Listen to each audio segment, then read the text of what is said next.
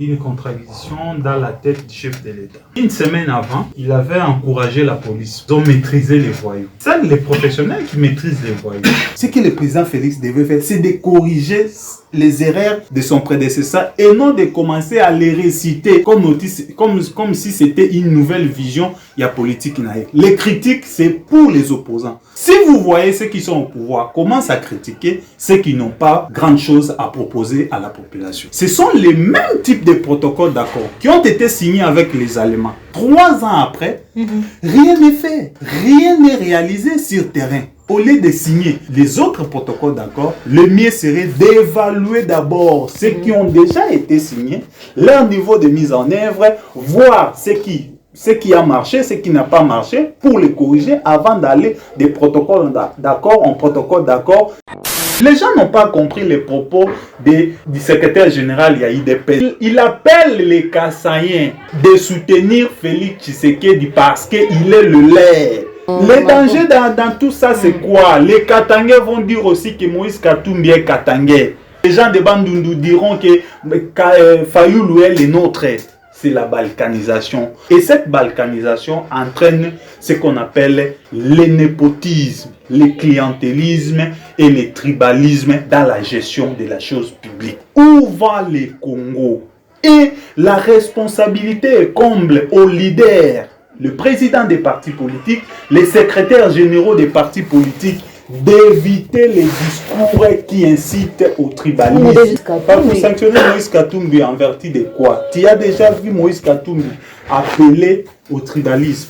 Tshisekedi d'abord c'est un président d'un parti politique. Je demanderai à tous les Congolais, surtout à tous les Katangais, d'être calmes. Il vient chez lui au Congo. Le Katanga est une province du Congo. Nous voudrons vraiment qu'ils viennent, qu'ils se sentent en sécurité. Mais aujourd'hui, les Tshisekedis au pouvoir, ils ont empêché Moïse Katumbi d'aller na Congo central. Il ne faut pas que les gens nous disent que nous combattons le président Félix Tshisekedi. Non. Lorsque le président Moïse Katumbi avait déclaré qu'il va s'opposer au 3e faux pénalty, ce n'était pas contre Tshisekedi, c'était contre un Katangais comme lui. On combat des principes et des manières de faire qui ont tendance à garder le peuple congolais dans un statut de mineur. Ça, on n'accepte pas. En aucun moment, je vis les déclarations d'un membre du gouvernement. J'ai senti plutôt un porte-parole de l'IDPS qui parle et non un ministre de l'Intérieur. Et lorsqu'un ministre de l'Intérieur tient de tels propos, dans une année électorale, ça craint pour aller dans ce genre d'élection. L'opposition ne sera peut-être pas protégée, l'opposition serait ficelée ou miselée. Comment dit bateau bazan à pouvoir, comme un peu agité, c'est-à-dire basali malamoute. Dans le territoire misat, bateau va s'enrôler. Donc le territoire misat, bateau va représenter des élections à bateau nyonso. Maintenant bako kabola, siège wana comment? Mais bon ba kaboli sans Kwamutu, sans Masisi, sans Ruchu. Ils ont négligé le col à bandeko na biso. Et pourtant baza ba congolais le col à biso. Donc ils ont un niveau ya processus électoral dans son ensemble. Maman Joël, yebisanga aujourd'hui. Représentant à Moïse Katumbi na Martin Fayoulou na Seni Ezabanay. Loi électorale on est déjà dans un problème. Dans la danger ils ont na loi. Côté on a témoin aux alatés, ba témoin ba kokoma na centre à compilation, ça pose déjà un sérieux problème.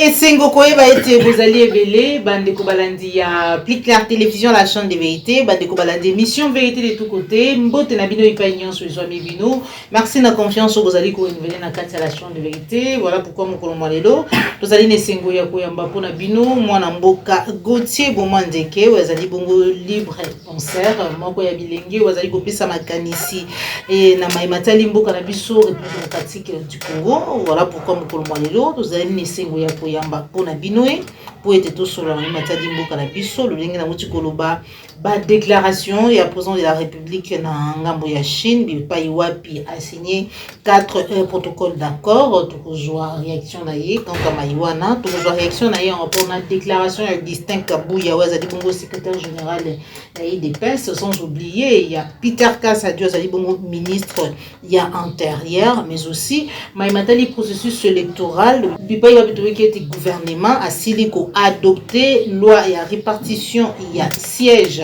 au Sengeli Atina Yango dans le Parlement pour été ezala voté. Sans plus tarder déjà, tout repère sa mbote invité na biso moi na mboka Gauthier et Bomandeke libre penseur mbote na yo.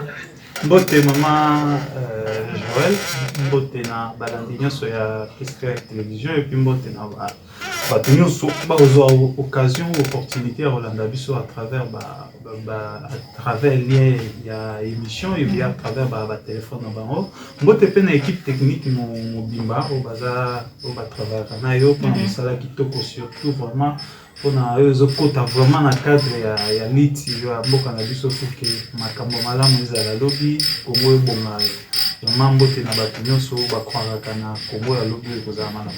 Matundo mingi mwana mboka libre penseur Gauthier Bomandeke pour nous répondre na lokasa na biso mokolo mwa lelo réaction na yo tango moni président de la République na ngambo ya Chine atalisi qualité o ya ba policier o tozalaki na bango il y a 18 ans o bazalaki ko recruter mbala moko balatisi bango sokoto ya la police sans formation atalisi en rapport na maimatali politique mais aussi 4 protocoles d'accord signés. C'est vrai que dans leur intervention, il y a eu des excès.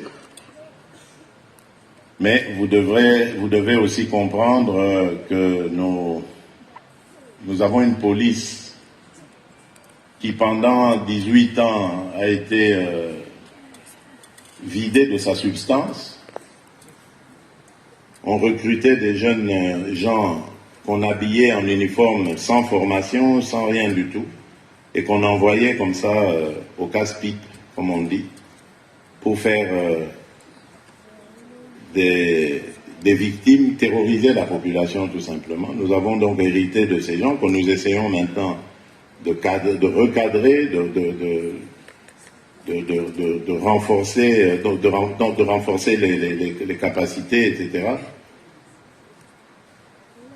D'ailleurs, à ce sujet, l'académie de police qui était à l'abandon, qui devait être le don de l'Union européenne, qui avait été laissée à l'abandon depuis 2018. Enfin, moi, quand j'arrive en 2019, j'ai trouvé cette académie complètement à l'abandon. Nous sommes en train de la relancer grâce au partenariat avec nos amis des Émirats Arabes Unis, et très bientôt elle sera pimpante et en capacité de pouvoir former davantage nos forces de police. Et donc cette police, disais-je, toujours pas très au fait des choses, a été poussée quand même à bout par une meute de gens qui avaient été embrigadés, payés, peut-être même drogués, on le saura peut-être avec les enquêtes, pour provoquer la police, agresser la police. Résultat, nous avons 27 agents de police qui ont été blessés, certains même laissés pour morts. J'ai été les visiter, j'en sais quelque chose. Et bon, dans ces échanges, malheureusement, la police ne s'est pas contenue. Elle a parfois posé des actes exagérés, disproportionnés. Notamment cette image de ce jeune homme de 12 ans que j'ai aussi rencontré. C'est vrai, on peut se poser la question de savoir qu'est-ce qu'il faisait là. Je lui ai demandé ça aussi. À cet âge, pourquoi est-ce qu'il avait par devers lui des... Réaction. En fait, la première question, la réaction à chef de l'État sur la police. Nga namoni un peu, là ça n'engage que moi, j'ai vu un peu une contradiction dans la tête du chef de l'État. Parce que une semaine avant, il avait encouragé la police pour que na professionnalisme. Il n'y a pas eu casse, ils ont maîtrisé les voyous. C'est les professionnels qui maîtrisent les voyous. Bon, d'autant plus que aussi le mot voyou ne peut pas être utilisé par un chef de l'État. Le chef de l'État, c'est comme papa, il y a ban. Papa, finga kabana te. Ata bana baza pour dérailler. C'est difficile au monde à papa finga. Même les lots sur la famille, les parents baza na bana bango ata bana basala ki kolona. C'est difficile au papa benga mon année kolona. Les moi devoir moko moral il y a papa pour encadrer bana. Papa ko finga bana voyou te. Voilà, en parenthèse, mais il y a une contradiction entre les propos du chef de l'État parce que en amont, il a dit que il a remercié la police pour Namusala qui pour un professionnalisme et une semaine après, elle a tourné en Chine à quel non, c'est parce que il y a 18 ans, tu vas recruter qui sans formation, sans ligne. Tout ça, c'est pour dire que il endosse la responsabilité à Joseph Kabila. Mais ce qui est grave, ce qui est dramatique pour notre pays, ce qui est regrettable, ce qui me fait parfois mal dans notre pays, c'est que les 32 ans de Mobutu, les Mobutistes ont passé leur temps à critiquer ce qu'a été la gestion Yaba belge, Namboka. C'est-à-dire gestion Yaba belge avant l'indépendance. Si vous observez le discours de Mobutu, les Mobutistes, ils présentaient seulement les Belges comme étant les gens qui ont détruit les pays, qui ont ruiné la République. Or, ce que vous avez dit dans 32 ans à Mobutu, infrastructure de base, il y a Kitoko, il y a Malam, Ezalaki, Izaka ko ba Belge batikaka. Banzela ya Kitoko, Izaka ko ba Belge batikaka. Chemin de fer ya Kitoko, Izaka ko ba Belge batikaka. Hôpitaux, école, Izaka oyo ba Belge. Batikaka o ba Belge batongaka yango nde tikalaki ya makasi Mobutu ayaki kosala ya makasi te koleka oyo ba Belge batikaka. Certes il y a eu moi Inga Pont Maréchal et tout ça, il y a quelques infrastructures au Mobutu atongaki mais les cas qui étaient au ba Belge batongaki. Bref, Mobutu, les Mobutistes ont passé leur temps à critiquer ce qu'a été la gestion de leurs prédécesseurs les Belges au lieu de faire mieux que les Belges. Les Kabilistes ont passé 18 ans. Ce qu'on a dit, les Kabilistes, pendant 18 ans à la gestion de Bango, ils critiquaient que les 32 ans de Mobutu. Mobutu a sali 32 ans, Abomimboka a sali l'autre côté. Et aussi les Kabilistes n'ont pas fait mieux que les Mobutistes. Parce que vous pouvez me citer une seule infrastructure où les Kabilistes sali où l'équipe barrage à Inga. Exact. Une seule infrastructure au Bakabiliste basali au l'équipe stade de Martyrs. Exact. Une seule infrastructure au Bakabiliste basali au l'équipe Pont Maréchal. Exact. Pour ne citer que cela. C'est-à-dire les Kabilistes ont passé 18 ans à critiquer la gestion de leurs prédécesseurs pendant qu'eux-mêmes n'ont pas fait mieux que les Mobutistes. Et aujourd'hui, nous sommes en train de voir que les Tshisekedistes passent aussi leur temps à critiquer ce qu'a été la gestion de Joseph Kabila. Pendant que, visiblement aussi, ils n'ont pas fait plus grande chose que Joseph Kabila. 4 ans jusque-là, Madame Joël, Mobutu a fait 32 ans. Les Kabilistes ont fait 18 ans. Alors pourquoi critiquer les 32 ans lorsque vous savez que vous ne pouvez pas corriger les 32 ans? La meilleure façon de corriger les 18 ans pour que la population puisse haïr Joseph Kabila, c'est de faire mieux en 2 ans ou en 3 ans ou en 4 ans ou en 5 ans par rapport à ce que Kabila n'a pas fait en 18 ans. Là, à ce moment, personne n'allait parler encore de Joseph Kabila. Il serait classé dans les annales des oubliettes des Congolais parce que ce gars a tué le pays. Madame Joël, est-ce que vous avez dit lelo na mboka oyo? Nzela moko kaka. Oyo actuel régime est tongi ou l'équipe boulevard Lumumba ou boulevard du 30 juin ou par exemple 24 novembre ezate. Okoki kotangela nga lelo barrage ya Zongo eza bako inaugurango bientôt là parce que eza déjà opérationnel et tika ligne nango si là et puis ça courant na Kinshasa c'est Kabila. barrage ya Kakobola oeza na bandundu bientôt là il faut pas balancer un mot et ça courant pour etikali ka ba ligne c'est Kabila c'est-à-dire mona batu asala ki o akokai ko sala certes azaki na hauteur ya ko sala te mais nous passons actuellement maintenant le régime actuel azo passer temps na bango ko critiquer la gestion ya prédécesseur au lieu ya ko sala mieux que prédécesseur jusque là passe ya population ils ont mata place lipa eza Kabila tika ki lipa na 200 francs lelo lipe komi 500 francs place Kabila tika ki sardine eza ki soki na 1000 francs lelo komi soki 2500 alors tout ça on passe tout notre temps à critiquer Joseph Kabila au lieu de faire mieux. Et puis le temps passé, c'est déjà passé. Certes, on doit seulement tirer les leçons de ce qui s'est passé, mais chercher à corriger. Ce que le président Félix devait faire, c'est de corriger les erreurs de son prédécesseur et non de commencer à les réciter comme si c'était une nouvelle vision de la politique. Les critiques, c'est pour les opposants. Ceux qui sont au pouvoir sont là pour agir et non pour critiquer. Si vous voyez ceux qui sont au pouvoir commencent à critiquer, ceux qui n'ont pas grand chose à proposer à la population. Voilà, 4 protocoles d'accord. 4 protocoles d'accord. Madame, nazoki un peu temps ya kotanga bo. Natangi ba contenir un protocole te seulement ba intitulé. Ba lobi moko on a protocole d'accord sur le développement écologique des ressources, sur l'exploitation écologique des ressources naturelles. D'un côté, nous faisons face, il y a situation environnement, il y a réchauffement climatique, où va recommander bah pays va protéger bah environnement, c'est-à-dire tout ce qui est naturel, les ressources naturelles, ce n'est pas seulement les minéraux, ça peut être aussi la faune, la flore, tout ça, et ça peut être des ressources naturelles. Alors, quand il y a exploitation écologique, il y a des ressources naturelles, est-ce qu'on doit faire il faut tout l'équilibre entre exploitation en ressources et préservation et environnement face au réchauffement climatique. C'est aussi important.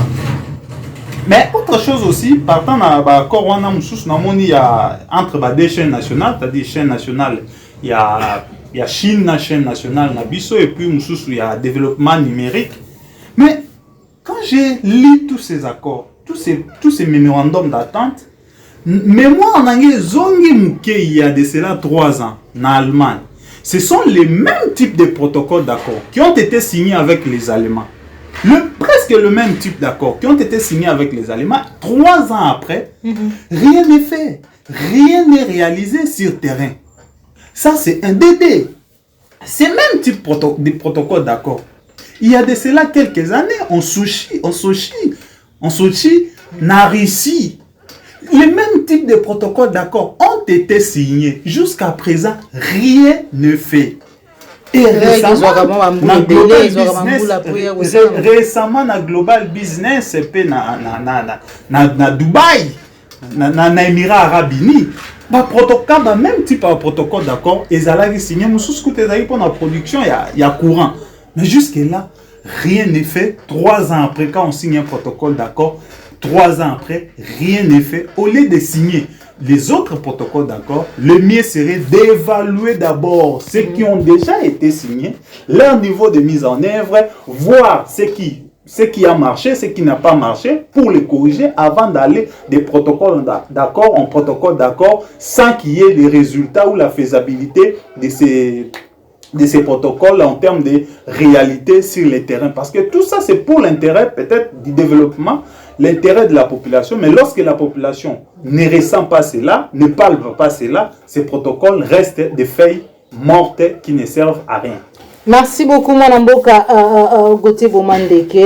Réaction na yo en rapport à ma déclaration Augustin Kabouya, Lelo, secrétaire général IDPS, a ici été Moïse Katumbi Akobundisa, président de la République, non pas parce que Azali ko gérer Mboka Malamouté, mais parce que Azali Moulouba. Alors, ebele ya ba Congolais, ndeko moko tango na ko yamba yo wa ebisinga ko yamba Gauthier Bomandeke tunelanga ye. Contexte tunangonga nini Moïse Katumbi akomi ko yina Félix Tshisekedi po azali Moulouba parce que lobby tout le monde qui bango ensemble muta papa Etienne Tshisekedi de son vivant. Aujourd'hui, le monde doit retenir une chose. Félix Tshisekedi n'est pas combattu parce qu'il gère mal le Congo, c'est parce qu'il est Moulouba. Il est combattu seulement à cause de ses origines. C'est pourquoi je demande à toutes les organisations de sanctionner Moïse Katumbi. Il ne mérite pas de diriger le Congo. C'est que le député national de Katumbi et le député provincial de Katumbi ont développé comme discours. De tels genres de situations se sont passées ici à côté au Rwanda. Avec la radio 1000 collines, ils ont fait semblant de ne plus sanctionner leurs poulains. Ça, c'est la politique de deux poids, deux mesures. J'étais en Europe, j'observais pour voir si réellement ils vont jouer les frangins. C'est inacceptable. Félix Tshisekedi n'avait pas demandé à Dieu de le créer Kassaïen. Il n'est pas combattu puisqu'il gère mal la République démocratique du Congo. Il est combattu par Katumbi à cause de ses origines. Nous n'accepterons jamais.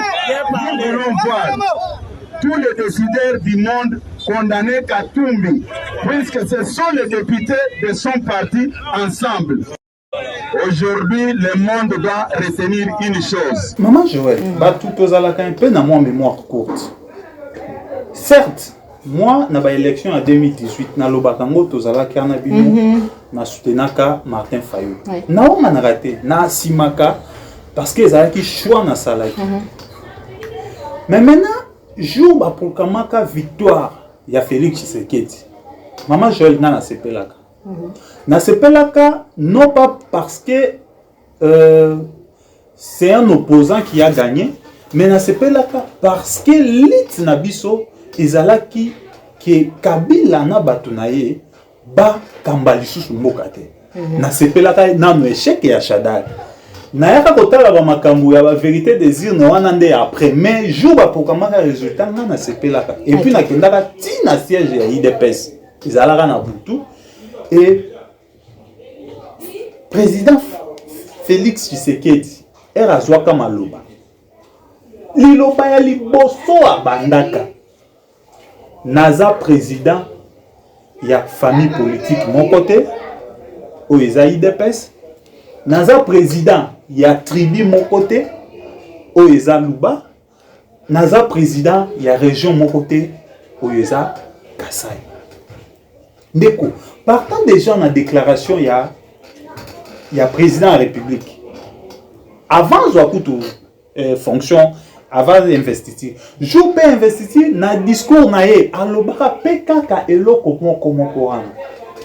le problème, c'est quoi maintenant avec notre pays? Dans la déclaration, il y a le secrétaire général Augustin Kabouya. Nous avons un respect pas parce que nous avons dit Abunda qui m'a moqué. Mais après qu'ils ont eu pouvoir, j'ai comme l'impression qu'ils ont oublié la lutte pour laquelle Bazalaka a engagé. Ils sont en train un peu de perdre même la référence. Il y a des makambo bango moko babandaka ko bundisa lobi. Lelo babandi ko sala kaka ba makambo. Pour en revenir na oya lobi. Ndeko, mokonzi ya mboka constitution na biso. Mutu so comme président de la République. Atiki kozala membre ya parti nae, atiki kozala membre ya tribu nae, atiki kozala membre ya région nae. Circonscription électorale ya président ya république ezalaka république mobimba na estandi nango ya 2 345 000 km². Ouan eza circonscription électorale ya chef de l'État, donc la limitaka été par rapport ya tribu ni par rapport ya région. Ce que limité chef de l'État par rapport à tribu, par rapport à parti politique, ozo salao babengaka apologie à tribalisme. Apologie à tribalisme. Ozo inciter na tribalisme. Les gens n'ont pas compris les propos du secrétaire général IDPS. Ça veut dire quoi? Il appelle les Kassaïens de soutenir Félix Tshisekedi parce qu'il est le leur. Et qu'on lui déteste parce qu'il est Kassaïen. Les Kassaïens, soyez informés qu'on nous déteste parce que Félix est le nôtre. Alors, le mieux à faire, c'est nous-mêmes les Kassaïens, nous devons les soutenir. Parce qu'il est haï à cause de nous, Kassaïens. Les dangers dans tout ça, c'est quoi? Les Katangais vont dire aussi que Moïse Katumbi est Katangais. Les Équatoriens vont dire que Jean-Pierre Bemba est Équatorien. Les gens de l'Est, par exemple, de Maniema vont dire Matata est le nôtre. Les gens de Bandundu diront que Fayoulou est le nôtre.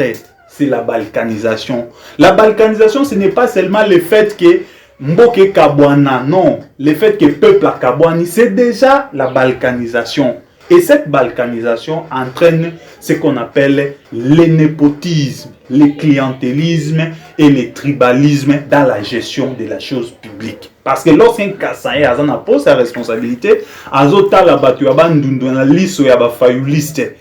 Conséquence à Kolinga Bangote. Et idem aussi, lorsque aussi un Katangais a eu pouvoir, Azota la Kassaïen na liso ya ba Tshisekediste. Où va le Congo?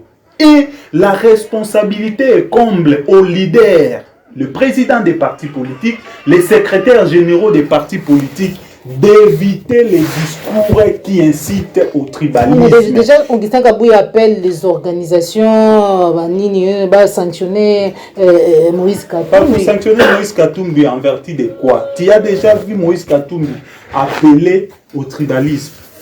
Je ne sais pas, moi je n'ai jamais vu la vidéo. Ou déclaration Moïse Katumbi, Azosa l'apologie, il y a tribalisme. Maman Joël, Obinga et Salaginga Passi. Moïse Katumbi a Kenaka, Congo central, Baboya Kende. Mais Batoubaye Bakamakamboute, vidéo, ce que tu as lu, vidéo, mon père la caravane, Maman Joël, ce que vous avez dit, que vous compatriote Batala. D'accord. Oh, sur l'arrivée des papas Tshisekedi. L'arrivée des papas Tshisekedi. Moïse Katumbi, gouverneur du PPRD, pouvoir du PPRD. L'ennemi du PPRD est Etienne Tshisekedi. Parce qu'il était l'opposant, c'est lui qui menait la vie dire au PPRD. Partout, Etienne Tshisekedi a comment qu'il n'a pas calme, bazo calé, ba volé kitaboué, ba boyé mataboué, ba autorisation, tout ça. Mais chez Katumbi, Katumbi a dit non, il doit venir. Katumbi a fait même la mobilisation pour Etienne Tshisekedi, bien qu'il était du PPRD. Lorsqu'un gouverneur d'une province a bengi ba militant et parti politique, ba yamba leader, il a un message fort. Il y a sensibilisation, il y a propagande et puis il y a campagne. Excellence, vous arrivez au moment où Lubumbashi va accueillir bientôt le président ou le leader maximum de l'UDPS, Etienne Tshisekedi, qui arrive bientôt. Avez-vous un mot à ce sujet? Merci beaucoup. Tshisekedi, d'abord, c'est un président d'un parti politique. Je crois que c'est l'IDPS. Je demanderai à tous les Congolais, surtout à tous les Katangais, d'être calmes. Il vient chez lui au Congo. Le Katanga est une province du Congo. Nous voudrons vraiment qu'ils viennent, qu'ils se sentent en sécurité.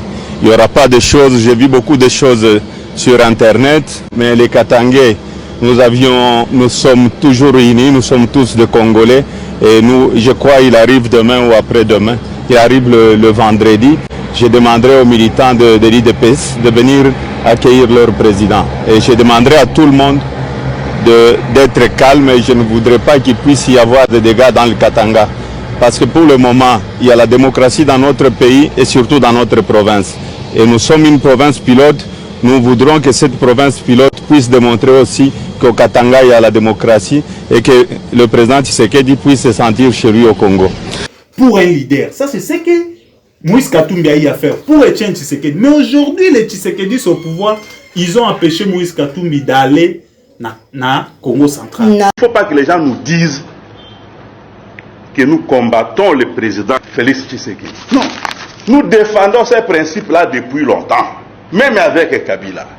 Lorsque le président Moïse Katumbi avait déclaré qu'il va s'opposer au troisième faux pénalty, ce n'était pas contre Tshisekedi, c'était contre un Katangais comme lui.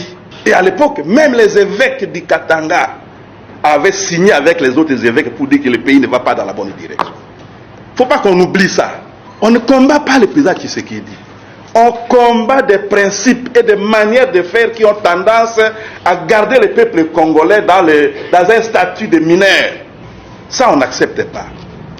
On n'accepte pas que notre sort, le sort de nos enfants, nos petits-enfants, soit comme ça comme jouer sur une scène de théâtre. On n'a rien audité, mon frère, rien. Vous pouvez vérifier par d'autres sources. Ils n'ont rien audité. C'était une mascarade. Donc, tant que le peuple portera Moïse dans son cœur, toutes ces gesticulations-là ne donneront rien. Parce que le moment venu, ils vont les plébisciter. Et aux prochaines élections, la population congolaise ne va pas se laisser flouer une deuxième fois comme en 2018. Vous pouvez retenir ce que je vous dis. On vérifiera cela au lendemain du 20 décembre.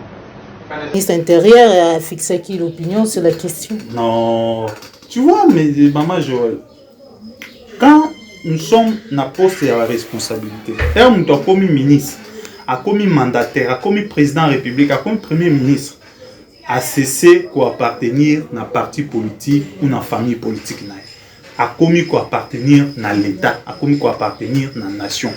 Et dans le gouvernement, dans les membres de l'exécutif, bazalaka isu na ba appartenance politique.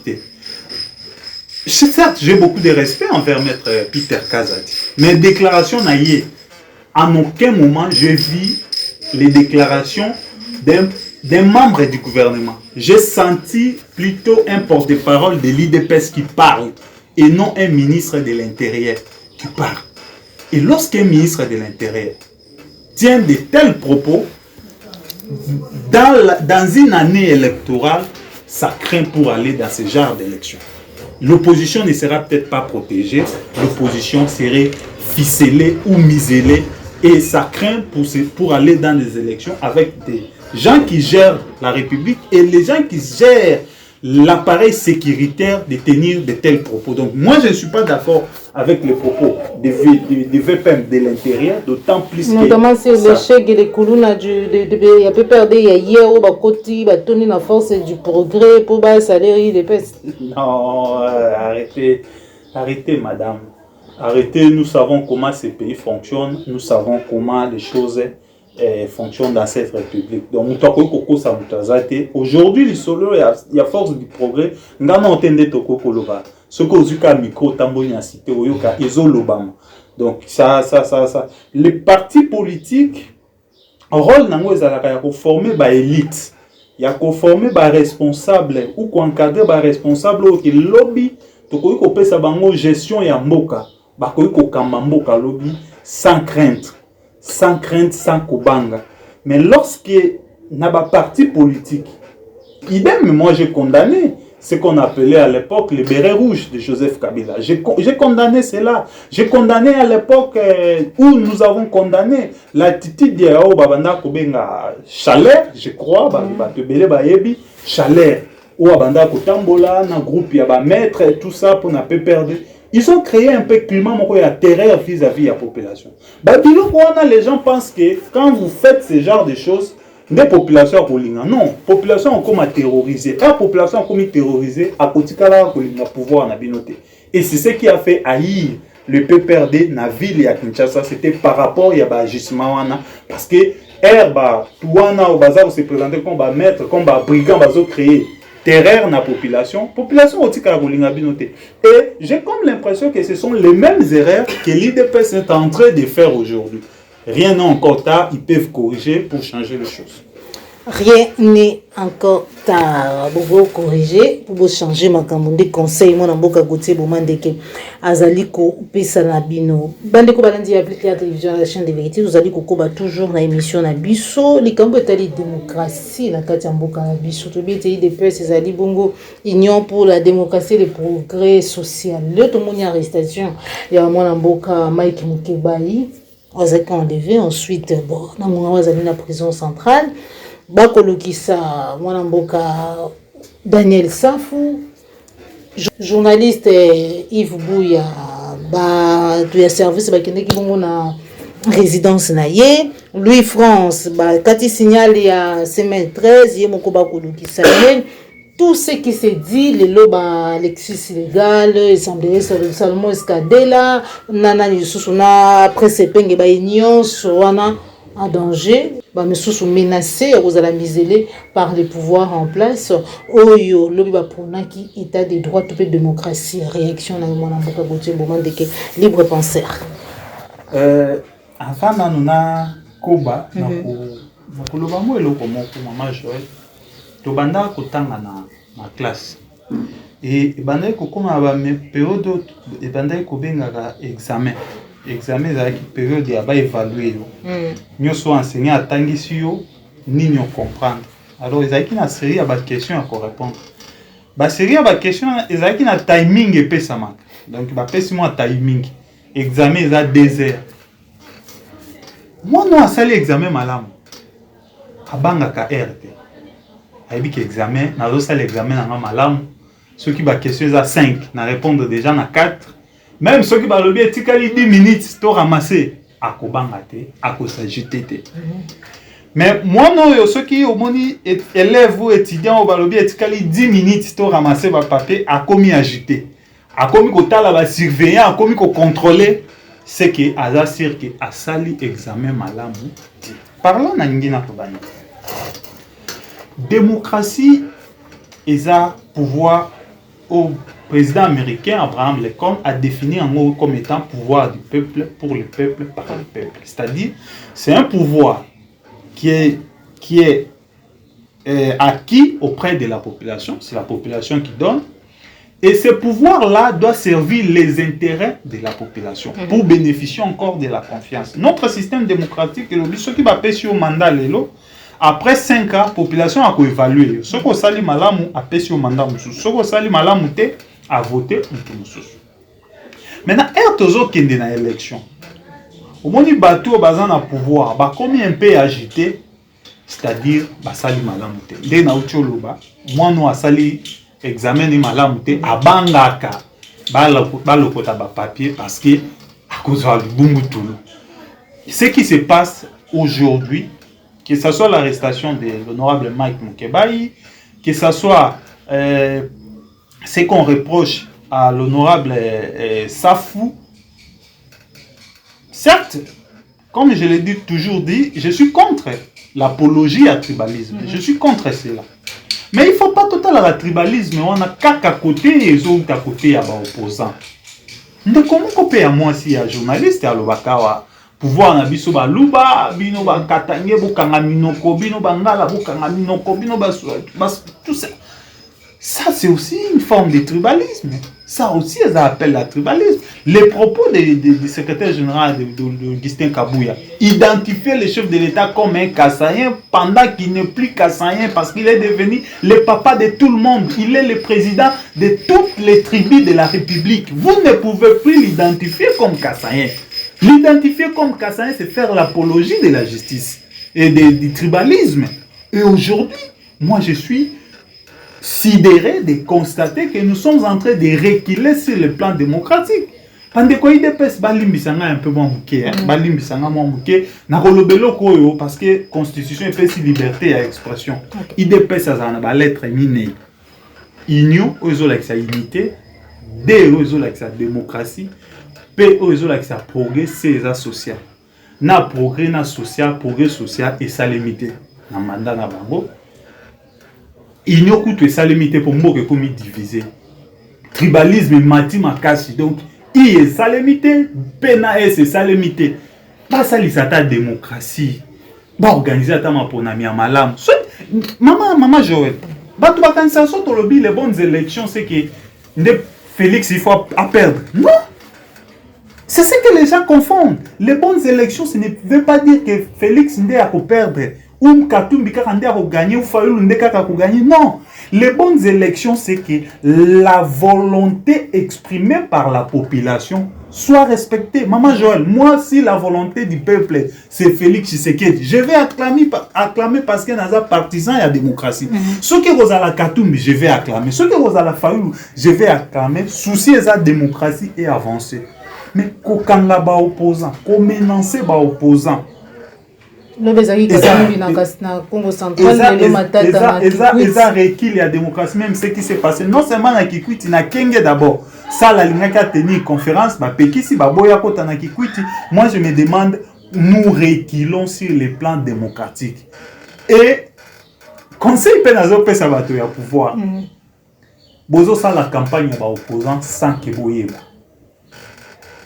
bozo ça la campagne ya ba opposant sans que boyeba pourquoi Lorsque le pouvoir commence à empêcher les activités de l'opposition, commence à malmener l'opposition, dans un pays où le taux de chômage est élevé, dans un pays où l'insécurité est élevée, dans un pays où le social de la population est toujours n'a pas.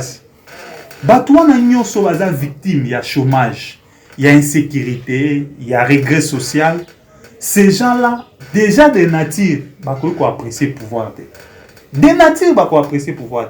Maintenant, si ils ont pouvoir à maltraiter Moutoumoussou, ils vont adhérer à la vision de Moutouana parce que voilà, biso na ye tozo souffrir ndenge moko. Biso bazo pimela biso biloko, bazo pimela biso misala, bazo pimela biso courant na mai, ye bazo pimela ye liberté na ye. To komi va victime. Donc na ba opposant, na population, basali réseau ya ba victime et pouvoir se retrouver ye moko conséquence to ko kina ba élection appel. Ce qu'a beaucoup reconnaître à ça va bien la tricherie, et à tricher, ce qui tricherie est à mabé et qu'on risque comme ndenge comme kina Côte d'Ivoire. Au Laurent Gbagbo a moni qui a perdu des élections à beaucoup de marqué et comme biso toujours lingato comme akunate bande quoi pouvoir batika liberté ezala ba opposant va participer librement à l'élection pour organiser ba élection ya malam bon élection à malam où ezala raté que Félix a gagné au Katumbi ezala démocratie et gagné. Et démocratie, il faut gagner. Biso toko sepelaka, toko betaka ba mboko po eza combat na biso ya chaque jour. Matondo mingi mwana mboka Gauthier Bomandeke pour finir gouvernement Siliko adopté loi ya répartition ya siège ba kolinga kotinda ngo déjà na ngambo ya parlement pour être à la voter. Quelle réaction na yo? Bon, dans la salle, oui, c'est bien, mais moi je me demande la loi sur la répartition des sièges, comment est saluée? Et ça, dans le territoire, Missat, va s'enrôler. Kouamoutou, Massissi, et puis, je crois, une partie entre Rouchou. Territoire, Missatou, va s'enrôler. Donc, le territoire, Missatou, va représenter. Élection za ya batu nyonso. Maintenant bako kabola ba siège wana comment? Est-ce que ba yebi nombre ya bateau il fallait ba s'enrôler na ba territoire wana neti na kwa mutu batu ba ngeba za la combien? Et par rapport à effectif wana il ngaka pesa nombre moko na ensemble ya population. À partir ensemble wana nde boko ça la répartition pour bazoka nombre d'enrôlés bo divisé par 5 ça siège. Chaque province il faut zoboya. Mais bon, ba kaboli sans Kwamutu, sans Massissi, sans Rouchou. Ils ont négligé le col bande de biso. Et pourtant baza ba congolais le col biso. Mais pour l'avancement de la démocratie, certes que vous avez situation a fait accompli, certes moi je ne suis pas d'accord avec ça parce que congolais nous avons droit à participer à la démocratie. Mais nga crainte nanga eza kutu na niveau ya ba répartition à siège. Nga crainte nanga eza na niveau ya processus électoral dans son ensemble. Ndeko. Na 2006 Etienne Tshisekedi alobaki akoza candidat. Donc aboyaki ko adhérer na processus électoral. Conséquence so pe botali na CENI azala na membre te. Azala na mututé na CENI na 2006 parce que yemo azali partie prenante. Mais en 2011, mais en 2006, Jean-Pierre Bemba a été en 2011, Etienne Tshisekedi a été candidat. Comme opposant, il a été place. Je crois que parti est en opposition. MLC Atindaki, professeur Jacques Njoli, IDPS Atindaki, membre na bango kuna na nini na CENI. Toye koya na 2018. Opposition azalaki na bato o ande benga Jean-Pierre Kalamba azalaki mutuya ya IDPS c'était connu mais azalaki membre. Pourquoi azalaki membre? Parce que na processus électoral batiaka ba représentant à chaque parti politique pour que pour na ko garantir confiance ya processus électoral. Maman Joël yebisanga aujourd'hui représentant ya Moïse Katumbi na Martin Fayulu na CENI ezabana. Ce qui toke na élection ke Katumbi na Fayulu baza na ba représentant na CNP. C'est que tokoloba Joseph Kabila qui plus démocrate que lelo bande ko na biso. Il y a IDPS. Non, on peut dire ça, Maman Joël, parce que comment Joseph Kabila qu'on a considéré comme dictateur, mais abandé côté kawa opposant bazala na batu na bango na carte ya bureau ya CENI pour permettre que chaque partie prenante azala représenter. Yango mon ande bande ko bazolo ba non. Et ça que ceux qui muto Fayulu azande forcément Fayulu a gagné. Non, muto Tshisekedi azaki na 2006, Tshisekedi ba pokama ki était. Tu vois un peu, muto ya Bemba azaki na 2006, ba pokama Bemba te muto Tshisekedi azaki na 2011. Bapokama qui était muto Kabila kutu azalaki pe na 2018 na kati wana mais bapokama qui chadarité. C'est pour dire ce n'est pas parce que muto azana na représentant na de forcément ko gagner, mais pour na ko garantir équilibre, confiance et organes organisés c'est ni boti à partie prenante. Ya monga na d'accord pour na feuille de route ya ba leader ya opposition. Il faut ko recomposer bureau ya CENI pour assurer confiance. Ceux qui vous ont battu, ceux qui vous ont intention de battre, ceux qui vous ont intention d'organiser l'élection en BT, vous pouvez savoir battu, bazala na kati wana ba mona comment se dérouler. Souci na biso eza transparence. Peuple a popona, mutu wana nde aleka. Mais oui, comment ya baboye wana vraiment eza malamu. Autre chose aussi, loi électorale wana. Loi wana eza déjà na ba problème. Ba te belé bazo ki na ba élection, ba yebi ba maîtriser na no ba contour ya ba loi wana te. Toko sala émission bala simana ko meka un peu moins ko expliquer ba difficulté nini ya makasi ba candidat ba okuta nango par rapport à loi. Le fait déjà loi wana lobby boy ba témoin ba kokoma na ba centre à population te ça pose déjà un sérieux problème. Ba témoin ba osuka kaka na ba bureau de vote. Oh, centre à compilation, là, centre à la maman, puis on va dire, bah, voilà, outil matete, outil qui senso, outil njili, outil limité, bah, sangisi, pour bah, compter sur quoi, bah, maman Joël, na matete, soit qui combien, qui sait, soit combien. Si côté, on a témoin, non, vous allez. Oh là là. Dans la danger, ils ont la loi. Côté, on a témoin, vous allez. Donc, conséquence, et vous avez bah, fancy kuna, babandi ko pona to chanani parce que témoin kozala te bureau de vote oui témoin na ko kozala azana bureau ya école mais peut-être na école monsieur na témoin te ayeli a même le résultat ya école mais ce qu'on a ko surveiller conformité ya ba résultat na yo na bureau de vote na katia donc ils ont un problème belé na loi wana rien n'est encore tard on peut refaire les choses ce qui compte c'est la bonne marche de la République donc, pour aplanir la divergence, pour faire adhérer tout le monde dans le processus électoral, pour recomposer le bureau à Senywana, nous sommes à la représenter pour la bonne marche de la démocratie.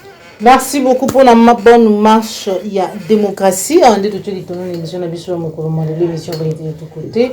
Tout à l'heure, Sengoya Koyamba pour Nabino, libre penseur. Moi, Mboka Gauthier Bomandeke, Mogoya Bilingi, Wazali Kosa la fierté, Nakati Mboka Nabiso, na Olingi na Bango, et Kopesa Makanisi, un rapport na Mambi Matali Mboka Nabiso, République démocratique du Congo. Yamboto Kabonanae sur ce plateau, Tokozong Samaloué Panaye, moi, Mboka Gauthier Bomandeke, numéro de téléphone. Bate Kobalandi applique la télévision, on a dit que c'était et chaque fois que c'est dans la bandeko bosunga kabiso tant que yamba kama invité na biso bandeko bazali couper sa makaniso bazali ko sepela na bango o sepeli na makanizi ya mutu zwa numéro na ye ya téléphone tant bazali couper ça lelo tozana Google tozana modèle nyonso mutu ko enregistrer numéro ya téléphone mais ya mutu ko etika la libela mais ali ko sala kabiso pasi to ko mona ko nzie to ko prêcher na désert chaque fois to yamba ka bandeko na biso awa bo s'intéressa ka tena lo ba peut-être le lengi wana na kozwa numéro mais tango koma kana ngonga ya mutu akomi na besoin ndo ko mona mutu azongeli maman Joël pesa nga numéro ya Gauthier Bomandeke na landaka ye pa na yo nazali na bosenga na alors que chaque fois que Gauthier Bomandeke aleka kana plateau maman Joël na senga ka ye numéro ya téléphone bo aider biso et ça la biso malamu mingi parce que bongo ça la kabiso passe comme si tant que yaka bo to sengi pe numéro ya téléphone c'est comme si to ça la aventure et quand ça devient sérieux de votre côté excusez beaucoup mi ko senga biso ba numéro ya téléphone ça fait très mal moi na mboka Gauthier Bomandeke message na yo pe numéro ya téléphone message na nga di kana do bara ezaka message ya espoir ceux qui pensent que mboka ils ont tambola ba valeur te parce que moi personnellement m'appelle dans Zoloba le président Félix a sali oyo akoki kosala azosala jusque là oyo akoki kosala et puis oyo azomonaki azosala mpona ye moko nde azomonaki azosala. Mais par rapport aux attentes de la population, dans le lobby, l'attente de la population est ébélée. D'où conclusion que la population a na passe. Mais le fait que la population a na passe, dans la population, il ne faut pas perdre espoir. Il faut toujours te croire dans le Congo. Il y a lobby. Il faut toujours te croire que tôt ou tard, Congo est bon. Kobonga ya Congo, ils appellent biso banda lelo, kozo engagement ya ko participer na kobonga ya Congo. Ceux qui ont commerçant, ça la malam na commerce. Ceux qui ont jeunes, il y a mouvement citoyen, il y a politique, et vrai pour na ba valeur, pour na défendre Mboka. Mais biso nyonso il faut to bundela Mboka na biso. Ce n'est pas parce que vous avez pouvoir ndio mona ke nyonso ezokende malam. Non. Les gens qui ont le pouvoir, ils sont en opposition. Tout à l'heure, ils ont Joseph Kabila. Les gens ont critiqué. Au moins, ils ont Lipe Mati. Ah! Lipe Mati, yo muta peut perdre le Lipe Mati. Et le bandé ko matatang na bino bomona quitté. C'est pour dire quoi? Le pouvoir est un cercle où il tournaka. Ils ont le la montre. Pendule, ils ont tourné. Dès qu'ils ont tourné, les gens ont 12 heures. 12 heures, ils ont peut-être IDPS. 15 heures, ils ont décidé. 18 heures, ils ont ensemble. 22 heures, ils ont PPRD et tout ça, ils ont tourné. Ceux qui n'ont pas 12 heures, ils ont malam pour l'intérêt à peuple. Ils ont malam pour l'intérêt à peuple. Parce que lobby, beaucoup qui peuvent se retrouver sous dans l'opposition. Mais ceux qui sont au peuple, ceux qui sont est-ce que le peuple a bien? De côté de l'opposition, on a repris ça en français. Pour ceux qui sont de l'opposition, il ne faut pas croire que parce que vous êtes dans l'opposition et que tout doit être mal fait, ou tout doit être un échec, ou souhaitez seulement que ceux qui gèrent puissent échouer pour que la population puisse vous faire confiance. Ceux qui sont au pouvoir, lorsqu'ils échouent dans la gestion, c'est un fardeau qu'ils vous laissent. Parce que lorsque vous allez arriver et que vous n'arrivez pas à résoudre les problèmes qu'ils ont laissés, la population va aussi vous détester. Hier, nous avons critiqué Kabila pour ce qu'il ne faisait pas. Même là où on devrait encourager, soutenir Kabila pour que ça puisse réussir, pour que nous ayons moins de tâches à résoudre aujourd'hui. Aujourd'hui, l'opposition au pouvoir a plus de problèmes que ce que Joseph Kabila a fait. Pourquoi? Parce qu'ils n'ont pas soutenu Kabila à l'époque. À un moment donné, l'opposition doit soutenir aussi les avancées de ceux qui sont au pouvoir. Parce que vous êtes appelés demain à les remplacer. Et quand vous les remplacez, il faut trouver qu'ils ont résolu quelques problèmes et que vous arrivez à améliorer d'autres problèmes. Lorsque vous souhaitez l'échec de ceux qui sont à la gestion, vous aurez plus de problèmes lorsque vous serez aussi à la gestion.